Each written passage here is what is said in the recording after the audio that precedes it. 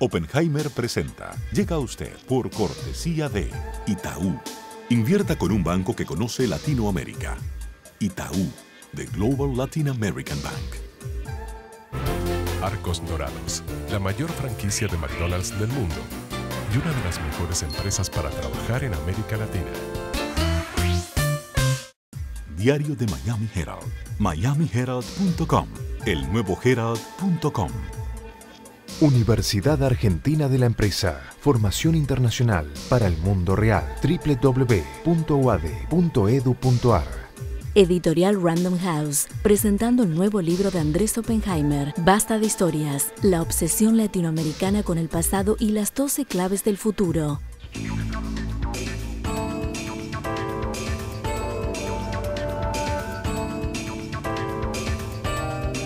Hola, ¿qué tal? ¿Cómo les va? Feliz 2013. Gracias por seguir con nosotros en toda América Latina y Estados Unidos. Espero que hayan tenido muy buen comienzo del año.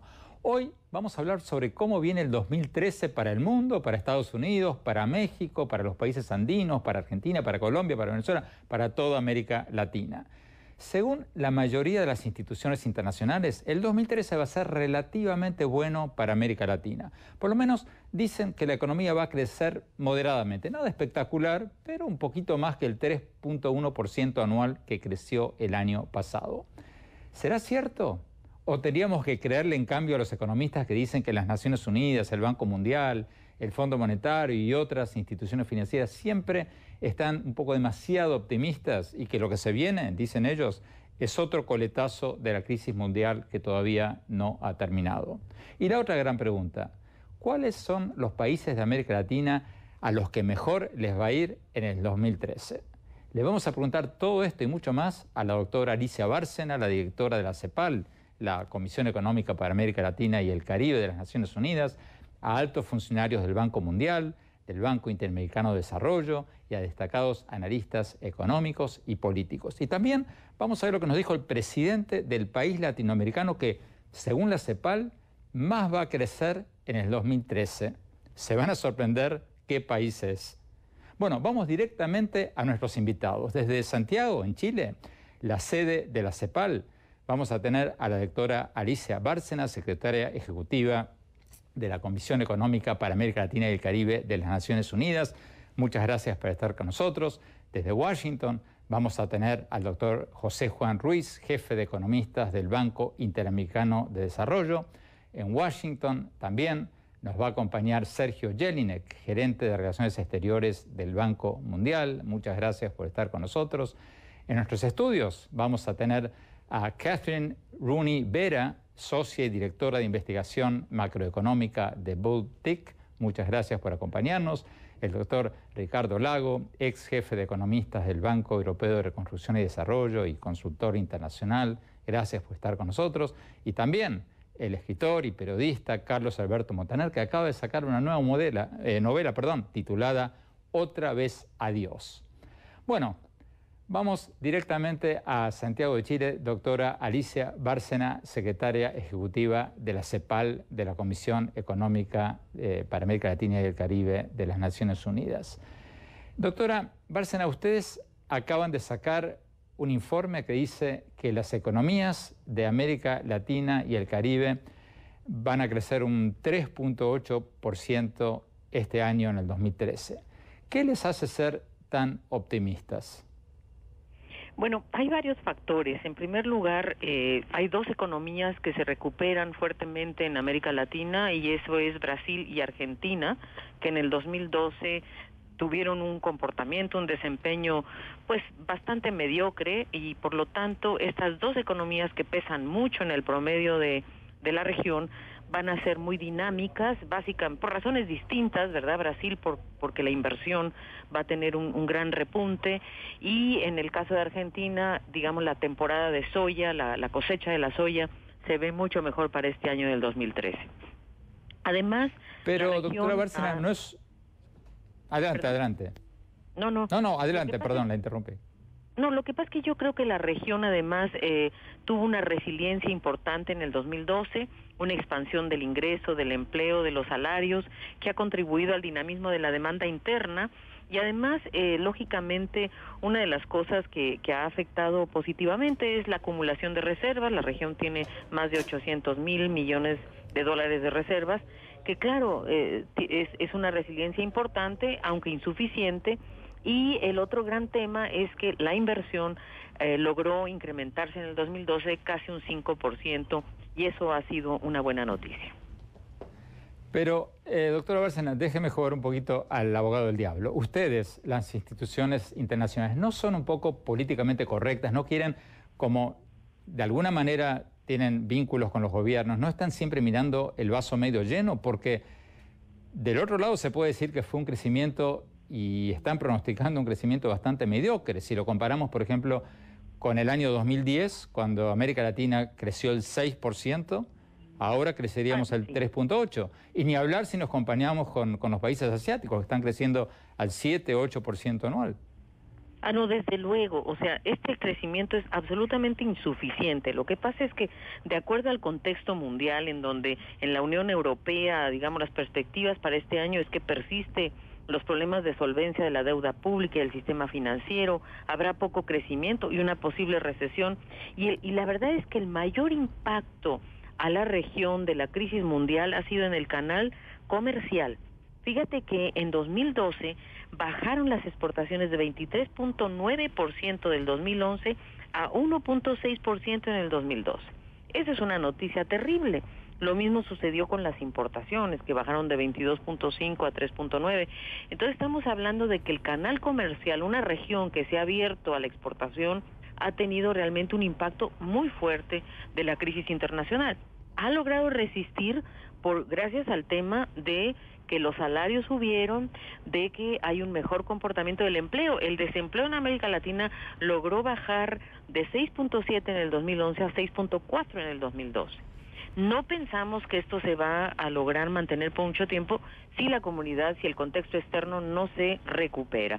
Se espera un poco de mejores situaciones en Estados Unidos este año, pero aún así hay muchas incertidumbres que no nos pueden indicar si realmente esto va a ser positivo para la región.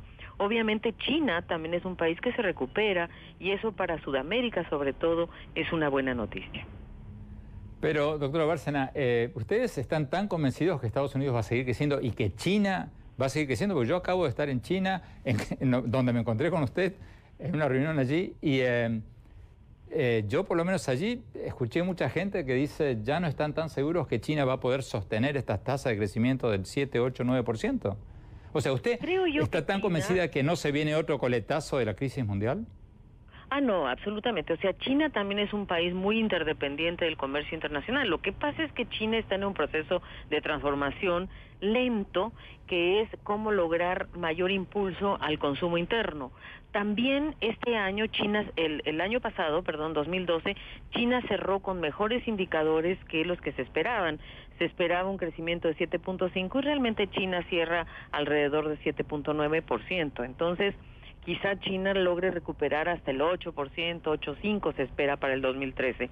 Y eso significa que China va a seguir consumiendo algunos de los productos de América Latina que son muy importantes, la soja, los minerales, o sea, va a seguir siendo un importante impulso para Sudamérica sobre todo. No así para el resto de la región. ¿No tienen miedo ustedes, doctora Bárcena, de que Europa provoque otra crisis mundial? Se lo pregunto porque acabo de leer un informe del McKinsey Global Institute que dice que una salida desordenada de Grecia del euro podría provocar un daño colateral 8 veces mayor que la caída de Lehman Brothers en el 2008. Bueno, nosotros tuvimos una reunión muy importante aquí en Chile el viernes pasado, a finales de diciembre, con todos los ministros de Hacienda de la CELAC. Y ahí estuvo con nosotros Christine Lagarde del Fondo Monetario Internacional, y la verdad que coincidimos, los 33 países y Lagarde, que en realidad en Europa todavía se supone que va a haber un gran deterioro en este año, pero que están mejorando algunos indicadores, sobre todo de productividad. Lógicamente, el Banco Central Europeo ha intervenido y ha logrado disminuir sobre todo las tasas de riesgo de Grecia precisamente, y eso ha hecho que la volatilidad en la eurozona se haya reducido un poco.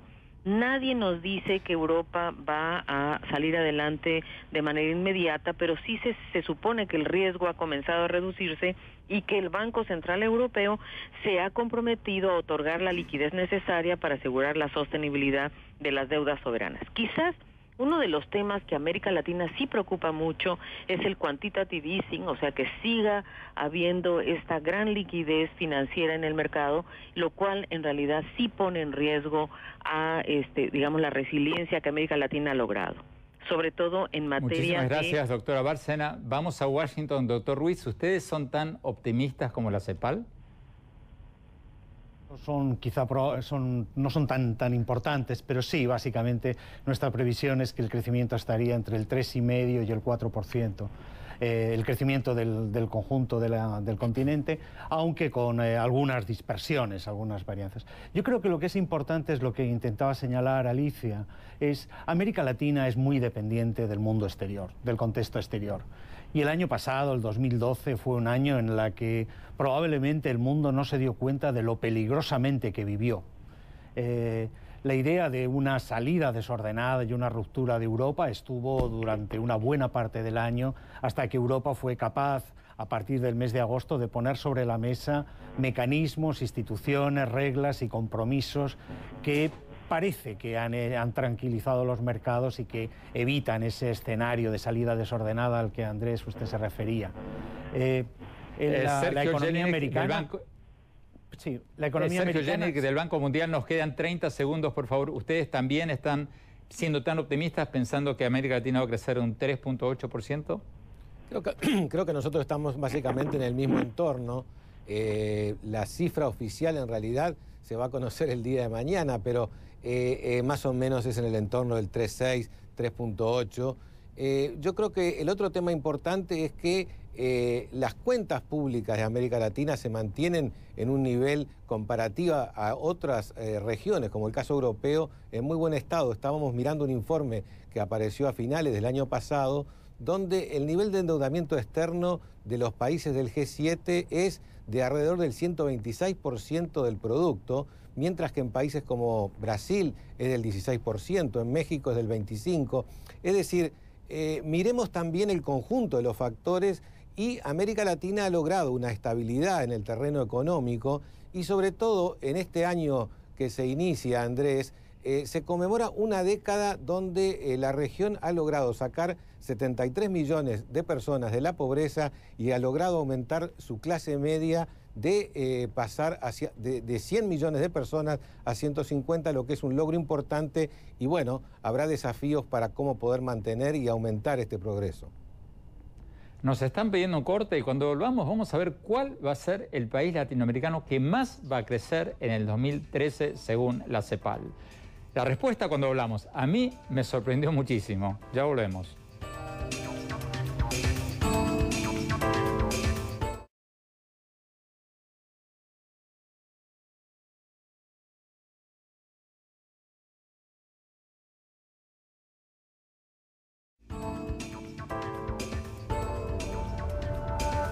Gracias por seguir con nosotros en este programa sobre cómo vendrá el 2013. Según la CEPAL, la Comisión Económica para América Latina y el Caribe de las Naciones Unidas, los países latinoamericanos, como decíamos antes, van a crecer moderadamente. O sea, no fabulosamente, pero un poquito mejor que el año pasado, que el 2012. O sea, ellos dicen que van a crecer un 3,8%. Este año vamos a crecer como región. Ricardo Lago, cuando hablaba Alicia Bárcena, lo veía que usted estaba como meneando la cabeza, no estaba muy convencido. Bueno, los colegas de los organismos hablan de un escenario promedio, pero hay riesgos a la baja serios, ¿no? Y estos riesgos a la baja están en los riesgos de la economía mundial. Hay distintos focos de problemas, se está gestando una colosal burbuja de la deuda pública, de la deuda de Estados Unidos, de la alemana, de la japonesa, etc. Hay problemas geopolíticos serios, la guerra civil en Siria, el problema de Irán, el problema del descontento social en China, etcétera, etcétera, ¿no? Y los problemas en Estados Unidos de la insostenibilidad fiscal, etcétera. Entonces, ese escenario promedio tiene muchos nubarrones y puede haber puede haber problemas serios que van a afectar a la región. Incluso estamos notando que el precio del cobre lleva 6 meses cayendo, que es un indicador importante. El comercio mundial ha crecido por debajo del Producto Interno Bruto el año pasado, el año 2012. Y el precio de los fletes, del transporte de carga, que es otro indicador muy bueno, está en el suelo, está a niveles comparables. O sea, ¿usted cree que los organismos internacionales están viendo el vaso medio lleno? Bueno, ellos calientan un poco las expectativas de la región, ¿no? Yo creo que hay que ver el vaso medio vacío del que hablabas tú. Catherine Rooney. Hay riesgos geopolíticos y hay riesgos de largo plazo, pero creo que en 2013 esos riesgos, por lo menos de largo plazo, estoy de acuerdo con Ricardo que las tendencias fiscales de los Estados Unidos son totalmente insostenibles, pero no creo que eso va a llegar a un punto, bueno, no va a explotar en 2013. Ese es un punto de muchos años adelante. En términos de riesgos geopolíticos, pues eso es muy difícil de predecir. Estoy de acuerdo con los ponentes de antes de que pues en 2013 Latinoamérica va a crecer 3.8 a 4% y eso es debido a Brasil, que tiene un peso muy importante, y Brasil según va a empujar a todos. Claro. Vamos a ver los países latinoamericanos que según la CEPAL más van a crecer en el 2012. A mí me sorprendió. Según ellos, según la CEPAL, el país latinoamericano que más va a crecer en el 2013 va a ser Paraguay. 8.5% dicen ellos. Segundo, Panamá, el 7.5%. Tercero, Perú, el 6%. Pareciera que los países que empiezan con P les va a ir fantástico este año. Cuarto, Bolivia, el 5%. Quinto, Chile, el 4.8%. Hace pocos días, poco antes de fin de año, estuvo en Miami el presidente de Paraguay, Federico Franco, lo entrevistamos y le preguntamos por estos pronósticos de que su país va a ser el que más va a crecer en el 2013. Según él, Paraguay encontró petróleo, según él, Paraguay encontró reservas petroleras fabulosas que lo van a llevar a ser una potencia petrolera. Otros dicen que está exagerando un poco, pero vamos a ver lo que nos dijo.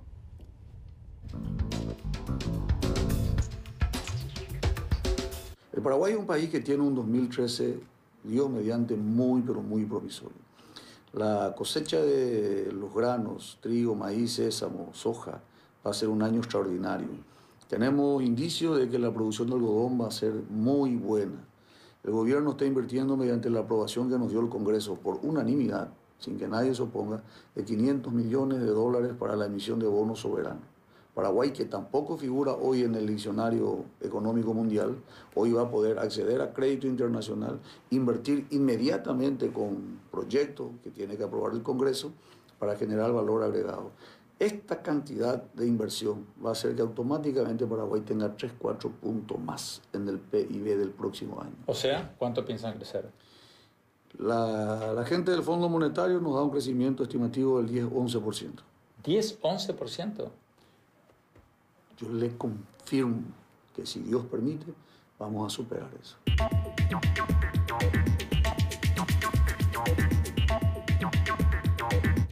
¿Quién lo hubiera pensado? Paraguay. Pero bueno, antes de ir a las proyecciones para México, para Colombia, para otros países latinoamericanos, veamos las proyecciones de las Naciones Unidas sobre cuáles son los países que menos van a crecer en 2013. Según esta tabla que acaba de sacar la CEPAL de proyecciones para el 2013, el país que menos va a crecer, de Sudamérica por lo menos, va a ser Venezuela y El Salvador. Van a ser Venezuela y El Salvador, van a crecer apenas el 2% en el 2013. En segundo lugar, Ecuador, Honduras, Costa Rica, Guatemala van a crecer el 3.5%. Y en tercer lugar, Argentina va a crecer apenas el 3.9%. Que no está mal en términos generales, pero es muchísimo menos del 9-10% que venía creciendo hace unos años. Vamos a Washington, doctor Ruiz. ¿Por qué le va a ir tan mal a Venezuela? ¿Se gastaron todo en las elecciones presidenciales de octubre o qué pasó? Bueno, no es que le vaya tan mal. crecer en este mundo en el que la tasa de crecimiento está en el 2%, 2,5%. Hay algunos países desarrollados que estarían encantados de conseguir esas tasas de crecimiento.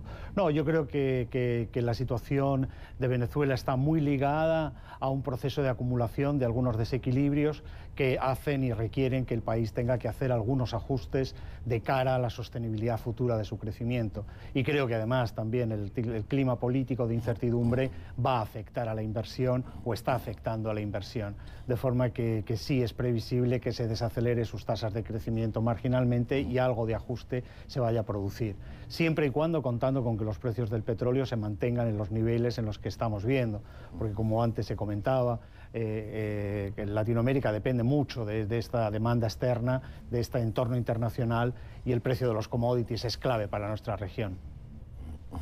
Pero, doctor Ruiz, permítame un poco jugar también al abogado del diablo con usted, porque ustedes, los organismos internacionales, dicen, bueno, tendríamos que estar contentos, que estamos creciendo al 2%, Estados Unidos está creciendo igual o menos, Europa está creciendo menos, pero ¿vale esa comparación? Porque los países latinoamericanos tenemos millones y millones y millones de jóvenes que se suman al mercado laboral todos los años, que no encuentran trabajo, que no es un problema en las sociedades maduras como Europa o como en menor medida Estados Unidos. Entonces, si Estados Unidos o Europa crecen al 1 o 2%, no es lo mismo que si México o Brasil o Argentina crecen al 1 o 2%. Sin duda alguna, no es lo mismo tener una crisis con $25.000 de renta per cápita que tenerla con 10.000. Pero probablemente también el gran tema de América Latina, cuando usted lo quiere concentrar en el tema del empleo, no es tanto esa ecuación de mayor crecimiento, mayor empleo.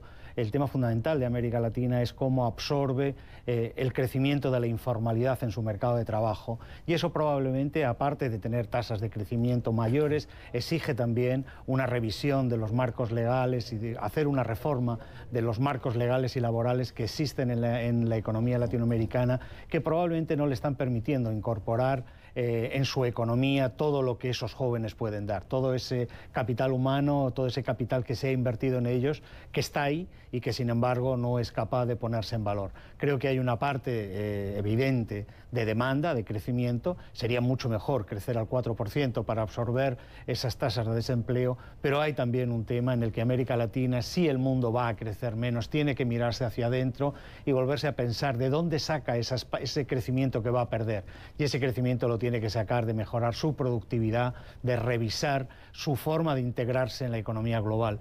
Y eso lleva a revisar sus políticas no solo fiscales, monetarias, laborales, sino también sus políticas sociales, a quién defiende, a quién protege y cómo se invierte en educación, en infraestructuras, que es lo que hacemos nosotros. Sergio Jelinek, nos están pidiendo corte, pero rápidamente, ¿por qué el crecimiento de Venezuela, de Argentina, es tan mediocre, para llamarlo de alguna manera? Yo creo que hay un punto que se mencionaba anteriormente que tiene que ver con la necesidad de cambiar los parámetros de competitividad para muchos países de la región, que tiene que ver con la necesidad del aumento de la productividad. La productividad ha mejorado notablemente, por ejemplo, en el sector agrícola o el sector agropecuario. En muchos países de Sudamérica, la alta tecnología que funciona allí quizás no funciona al mismo nivel en las cadenas de valor agregado industriales, que es, digamos, donde América Latina tiene que hacer un esfuerzo mayor para generar mayor competitividad, generar mayor riqueza y también para tener la riqueza necesaria como para distribuir y mejorar las políticas sociales.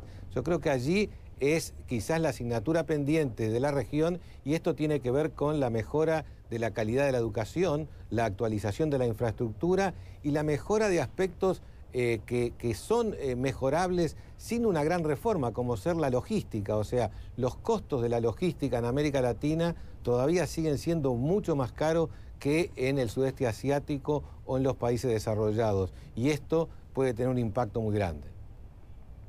Nos están pidiendo corte. Cuando volvamos vamos a ver un poco de México, seguir hablando de Colombia, de Argentina, de Venezuela. Y luego les quiero preguntar a Carlos Alberto Montaner si la enfermedad, el cáncer del presidente de Venezuela, Hugo Chávez, va a llevar al fin del ciclo chavista en Venezuela y en Latinoamérica, o si, por el contrario, van a ser un mito en la región que va a acrecentar esta tendencia.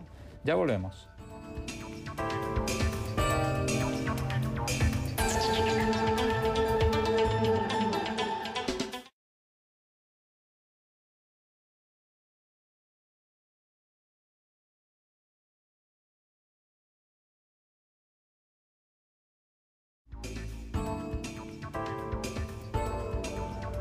Gracias por seguir con nosotros en este programa sobre cómo vendrá el 2013 económica y políticamente. Vamos a Washington, doctor Ruiz, rápidamente.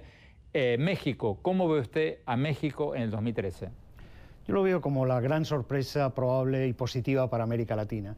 Creo que México, en el inicio de un sexenio, con una economía macroeconómicamente muy estabilizada y con una voluntad y un consenso político como el que se demostró a finales del año pasado con los acuerdos a los que fueron llegando las distintas fuerzas políticas, creo que tiene hoy la fortaleza suficiente para lanzar una nueva fase de crecimiento y pegándose a Brasil, siendo tan exitoso, tan historia de éxito como Brasil lo ha sido en los últimos años, esas dos grandes economías, cargarse al continente encima y llevarnos a tasas de crecimiento del 4,5%, del 5%. Veo a México realmente muy bien posicionado para aprovechar su voluntad de reformar y su estabilidad macroeconómica y su integración en las cadenas de valor. Recordemos que México es un país en el que su industria sí que está integrada en las cadenas de valor de Estados Unidos, del NAFTA, y que esto es muy importante para su economía y va a darle rendimientos. Al final va a pagar dividendos. Sergio Jelinek, rápidamente, hechos. ¿México va a eclipsar a Brasil en el 2013 o no? Bueno, no sé si eclipsar, pero el hecho de que el propio Brasil tenga interés en vincularse más directamente a México, yo pienso que señala también un cambio en las variables geopolíticas de la región. Yo creo que se presenta un México que va a tener una presencia internacional también más fuerte. Creo que lo que decía el colega del bidesierto, las perspectivas de crecimiento para México son importantes. México además ha sido un país que ha sido líder en muchos aspectos en los últimos años, desde las políticas en el ámbito social, como todos los programas de transferencias condicionadas monetarias, hasta en el ámbito ambiental, llevando programas de desarrollo económico sostenible y una legislación contra el cambio climático, que es un ejemplo no solo de la región, sino en el mundo. Pienso que entonces está muy bien posicionado como para, junto con Brasil, convertirse en un motor de crecimiento regional y entonces el panorama también es mejor para los países que también funcionan en función de la influencia mexicana, muchos países de Centroamérica que con este desarrollo de México podrían también verse beneficiados. Doctora Rooney, doctor Lago, ¿comparten este optimismo sobre México? Yo creo que México sí va a crecer 4% en 2013 y creo que versus Brasil es un país que está siguiendo unas políticas más amigables hacia la inversión privada. Versus Brasil, que está siguiendo unas políticas pues más intervencionistas de un Estado mucho más grande. Y eso le ha pegado a Brasil este año en términos de los mercados. Por ejemplo, la bolsa mexicana ha disparado este año. Y Brasil, al contrario... En 2012. El año pasado, sí. Perdón, en 2012. Y creo que eso va a seguir siendo el caso en 2013. O sea, ¿usted ve a México mejor que Brasil? Sí, yo creo que sí, económicamente y también en las acciones. En 2013, este año creo que el peso mexicano va a seguir apreciándose, mientras que el real brasileño, pues hay mucha intervención y se va a mantener alrededor de 2 reales por dólar, y el peso mexicano puede llegar a 12 versus el dólar para el final de este año. Ricardo Lago. Mucho más optimista sobre México que sobre Brasil. La economía mexicana es una economía mucho más eficiente, tienen el equilibrio financiero de México es, yo creo que más sólido y más sostenible que Brasil. México se ha alineado con las economías del Pacífico, de la Alianza del Pacífico, que son todas basadas en el libre comercio, en el acceso a la inversión extranjera, en la facilidad para hacer negocios. Brasil ocupa el puesto 130 en la facilidad, en este caso dificultad para hacer negocios. Es un capitalismo promovido por el Estado corporativo que apoya a 100, 200 empresas.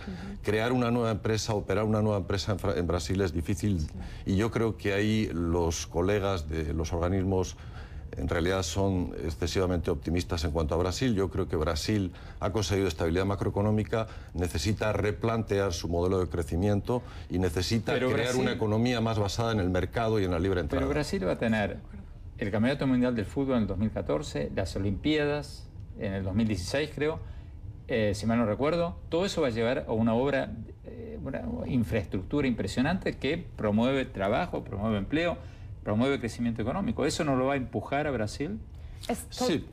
Sí, pero el real tiene una sobrevaluación altísima. Casi todo en Brasil es el doble de caro que en el resto de América Latina y en el resto del mundo. Brasil no es la sexta o la séptima economía del mundo. Si uno ajusta el tipo de cambio al poder adquisitivo de la moneda, Brasil queda por debajo del número 10 y probablemente la Alianza del Pacífico, o sea, México, Colombia, Chile y Perú, tengan un PBI no combinado, no mucho menor que el PBI de Brasil y la misma población. Yo creo que el verdadero tigre de América del Sur, como decía alguien hace unos días, es la Alianza del Pacífico y son estos 4 países de las economías medianas y grandes: México, Perú, Colombia y Chile. Catherine. Brasil va muy por detrás de México, Colombia, Chile, Perú, otros países que tienen niveles de inversión contra el PIB mucho más alto. Brasil tiene 18%. Uno lo nota cuando uno va a Brasil, que la infraestructura falta muchísimo. Hay una escasez total. Bueno, dicen que están preocupadísimos porque no terminan los aeropuertos a tiempo para el Mundial. Sí. Y el año pasado en inversión solo creció mitad de 1%.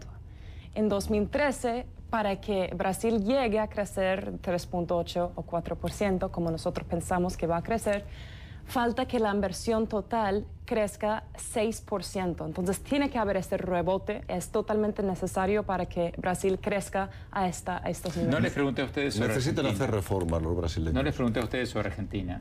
¿Cómo ven Argentina? Bueno, yo creo que hablar de América Latina a ese nivel de agregación, hay que hablar de 3 grupos. 2 países que son un desastre económico y financiero, que son Argentina y Venezuela. En Venezuela es todo el petróleo y en Argentina es todo la soya. O sea, el precio de la soya y el precio del petróleo es lo que determina. Tienen inflación del más del 20%, crecimiento lento. Argentina va a acabar en el corralito probablemente dentro de poco. Y en Venezuela se necesitan no pequeños ajustes, como decía el colega del BID, sino grandes ajustes, para decirlo como hay que decirlo, grandes ajustes. Ese es un grupo de la economía populista. Otro grupo es las economías de libre mercado, dinámicas, los tigres de las Américas, que son México, Perú, Colombia y Chile. Y un tercer grupo que es Brasil. Brasil tiene problemas serios de sobrevaluación, tiene problemas serios para hacer negocios microeconómicos, de eficiencia. Es muy ineficiente la actividad económica en Brasil, necesita hacer reformas. Esos son los 3 grupos y yo Catherine creo... Rooney, nos quedan poquísimos segundos. ¿Tú eres tan pesimista como el doctor Lago sobre Argentina? Yo creo que habrá más crecimiento este año que en 2012, que salió a alrededor de 2, yo creo que llega a alrededor de 4% en 2013. Entonces un poquito mejor que el año pasado. ¿Y 2014, 2015 aguanta? ¿Los precios de los commodities van a mantenerse? Eso es lo importante. Creo que China obviamente es clave y nosotros somos muy positivos sobre China. Creo que es en este contexto China está cambiando gradualmente sus motores de crecimiento hacia el consumo, que es totalmente importante para sostener estos niveles de crecimiento. Nos están pidiendo un corte. Cuando volvamos queremos preguntarle a Carlos Alberto Montaner si la enfermedad del presidente Chávez va a resultar en el fin de este ciclo populista radical en América Latina o por el contrario. Vamos a ver el nacimiento de un nuevo mito que va a fortalecer la narrativa populista en la región. Ya volvemos, vamos a ver lo que nos dice.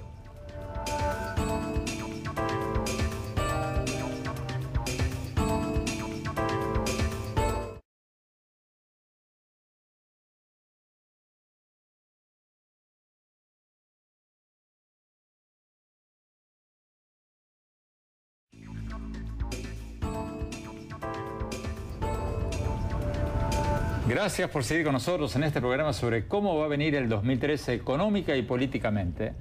Carlos Alberto Montaner, periodista, escritor, amigo, ¿cómo va a impactar Venezuela, lo que pase en Venezuela y América Latina? O sea, ¿la enfermedad del presidente Chávez va a resultar en, de alguna manera, el fin del ciclo populista radical en América Latina o por el contrario? La desaparición, por lo menos política, de Chávez podría hacer nacer un mito que va a fortalecer aún más esta narrativa populista que él empujó tanto en la región? Yo creo que el chavismo desaparece con Chávez, porque realmente no hay una doctrina política detrás de eso, y hay un evidente fracaso si existe tal cosa como el modelo chavista, pues es un modelo que ha generado en Caracas 130 muertos por cada 100.000 habitantes, en Estados Unidos, que la ciudad que más tiene, que es Chicago, es 19 muertos, en fin, es una verdadera carnicería, tiene el nivel más alto de corrupción de América Latina y uno de los más altos del mundo, el nivel más alto de inflación. ¿Qué cosa es básicamente el chavismo? Es un modelo basado en el asistencialismo y en el clientelismo político, es decir, por medio de la asistencia, por medio de la seducción que permite utilizar los recursos del Estado, compran las conciencias de los electores. Electores son más que nada estómagos agradecidos. Entonces, eso solo se puede sostener si se tiene una producción petrolera y el petróleo está a $80 o $100 el barril. Los países que no tengan ese don divino que tuvo Venezuela de contar con unas riquezas extraordinarias no pueden practicar el asistencialismo clientelista de Venezuela, porque está basado en eso. Tampoco pueden practicar el imperialismo de ese modelo en el mundo latinoamericano o fuera del mundo latinoamericano, como ha hecho Hugo Chávez, porque carecen de recursos para eso. De manera que podrá haber una cierta veneración por el personaje, los que tengan poca memoria, los que no sepan lo que realmente sucede en Venezuela. En Venezuela se han cerrado 107.000 empresas de las 600.000 que había, lo que quiere decir que ha habido una mortandad empresarial tremenda.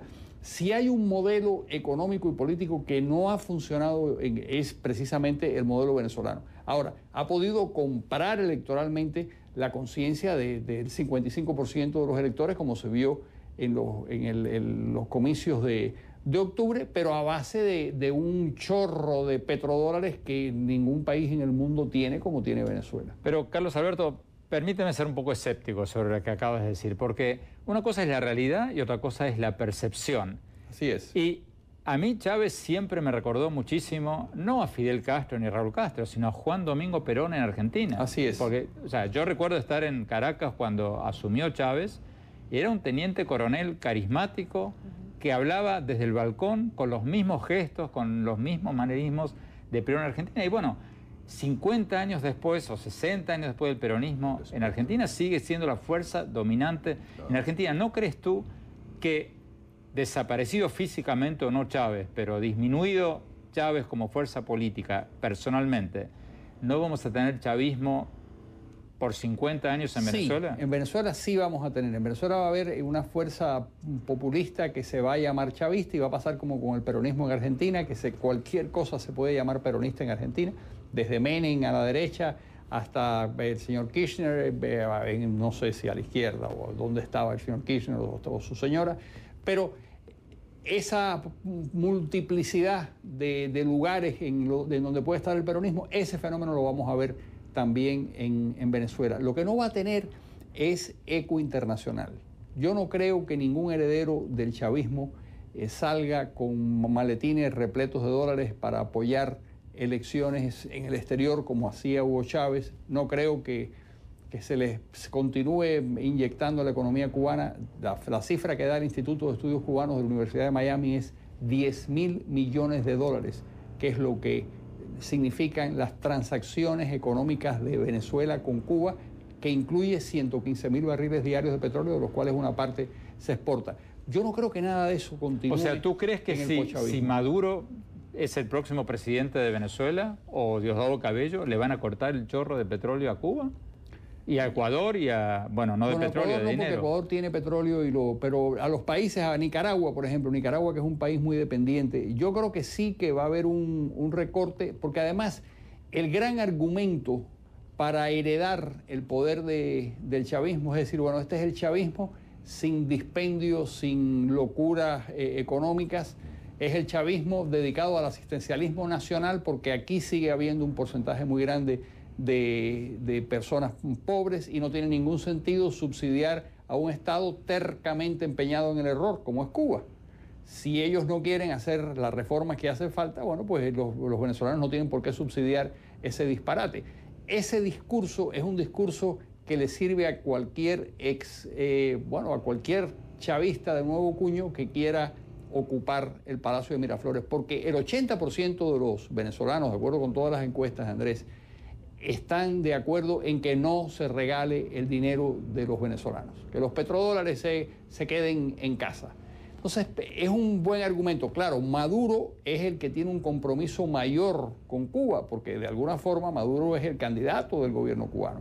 Pero hay que saber si ese poder de Maduro, que no tiene el ejército detrás y que solo tiene el apoyo de Cuba y el respaldo de Hugo Chávez, agonizante, si ese respaldo se puede convertir en algo permanente que consolide su figura política. Yo tengo mis dudas porque creo que ya dentro de las filas del chavismo hay otras personas que se creen con la autoridad para heredar el poder. Y uno de ellos, por ejemplo, es Arias Cárdenas, el gobernador de Zulia, que tiene un espacio político conquistado con los votos y que tiene un nombre dentro del chavismo y que es el hombre que, por cierto, más cosas horribles ha dicho de Chávez, como sabe cualquiera que esté al alcance de un televisor y pueda ver YouTube.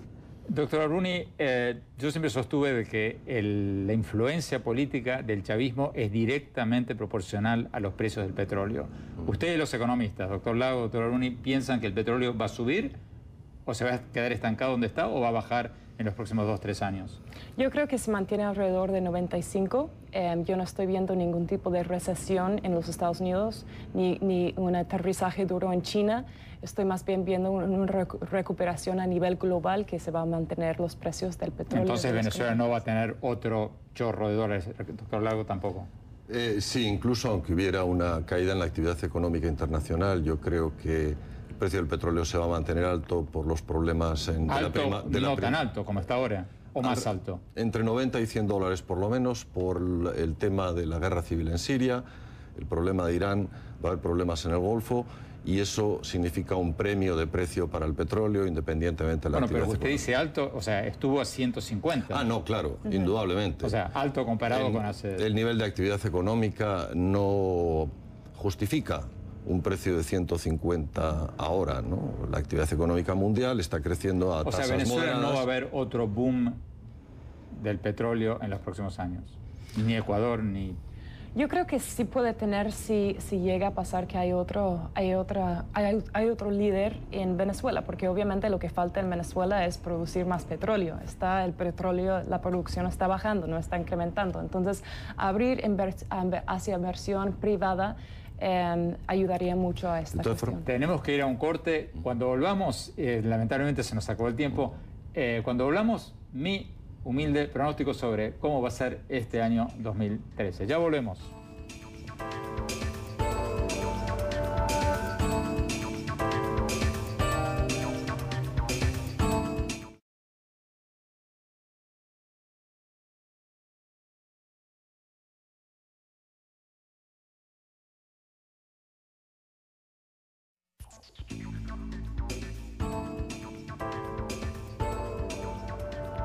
Muchas gracias por habernos acompañado y no se olviden que siempre pueden escribirnos a nuestro Twitter, @OppenheimerA, o en nuestra página de Facebook o en nuestro sitio web, oppenheimerpresenta.com.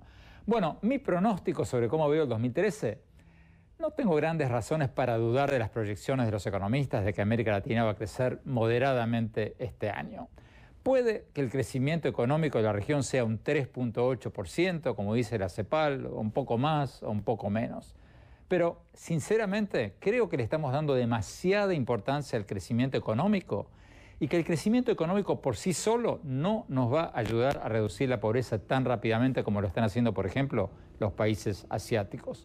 Por eso, en mi último libro, Basta de Historias, propongo que todas estas instituciones internacionales, la CEPAL, el Banco Mundial, el FMI, el BID, todos ellos, deberían crear una nueva medición para calcular la prosperidad de nuestros países, el crecimiento educativo, para que podamos medir tanto el crecimiento económico como el crecimiento educativo.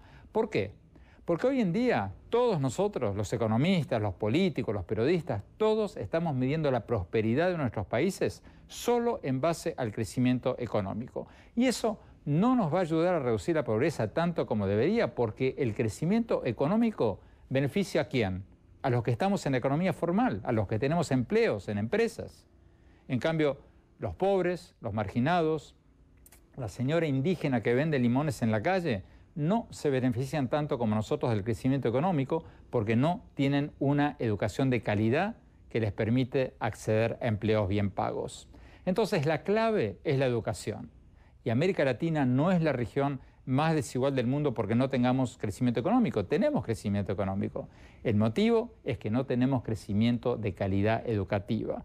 Creo que esa es la gran asignatura pendiente que tenemos para el 2013. Ponerle tanta atención a la educación como a la economía. Gracias y que tengamos un muy, pero muy buen 2013. Oppenheimer presenta. Llega a usted por cortesía de Itaú. Invierta con un banco que conoce Latinoamérica.